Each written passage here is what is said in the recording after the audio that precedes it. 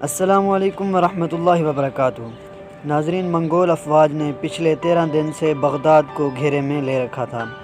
جب مزاحمت کی تمام امیدیں دم توڑ گئیں تو 10 فروری سن 1258 کو فصیل کے دروازے کھل گئے۔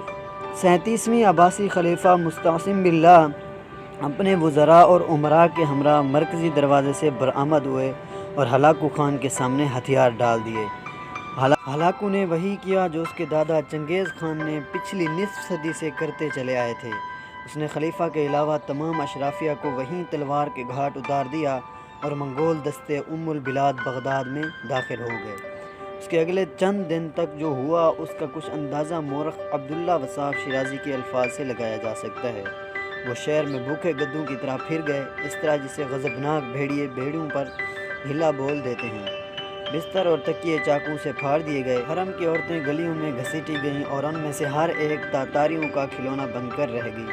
دریائے دجلہ کے دونوں کناروں پر آباد بغداد الف لیلہ کے شہرزاد کا شہر، خلیفہ ہارون الرشید اور مامون کے قائم کردہ دارالترجمہ کا شہر تھا۔ یہ وہ شہر تھا جہاں مترجموں کو کتابیں تول کر سونا بطور معاوضہ دیا جاتا تھا۔ یہ دلکشا مسجدوں، وسیع کتب خانوں، عالیشان محلات، سرسبز و باغات، لبالب بازاروں، علم و افروز مدرسوں اور پرتعیش حماموں کا شہر تھا۔ اس بات کا درست تخمینہ لگانا مشکل ہے کہ کتنے لوگ اس قتل عام کا شکار ہوئے۔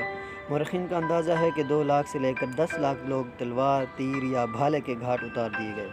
تاریخ کتابوں میں لکھا ہے کہ بغداد کی گلیاں لاشوں سے اڑی پڑی تھیں۔ چند دن کے اندر ان سے اٹھنے والے تعفن کی وجہ سے ہلاکو خان کو شہر سے باہر خیمہ لگانے پر مجبور ہونا پڑا۔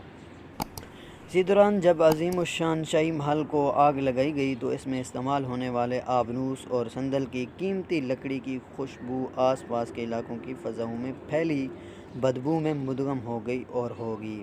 ناظرین، یہی تھی ویڈیو۔ اگر ویڈیو آئی ہو آپ کو پسند تو آپ نے اس ویڈیو کے بارے میں کومنٹ ضرور دینا ہے اور چینل کو سبسکرائب بھی ضرور کرنا ہے۔